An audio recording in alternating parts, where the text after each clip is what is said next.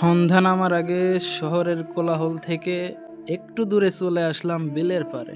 দিনভর জমে থাকা ক্লান্তি, না বলা কথা, আরও অকারণ মন খারাপ, সব কিছু যেন এই নীরব প্রকৃতির কাছে এসে একটু একটু করে হালকা হয়ে যায়। পশ্চিম আকাশে সূর্যটা যখন ধীরে ধীরে হারিয়ে যায়, বিলের পানিতে যখন শেষ আলোটুকু মিশে থাকে, দূরে পাখিরা যখন আপন নীড়ে ফিরে যায়, তখন মনে হয় আমিও যদি আমার সব চিন্তা আর কষ্টগুলোকে আজ একটু দূরে রেখে আসতে পারতাম।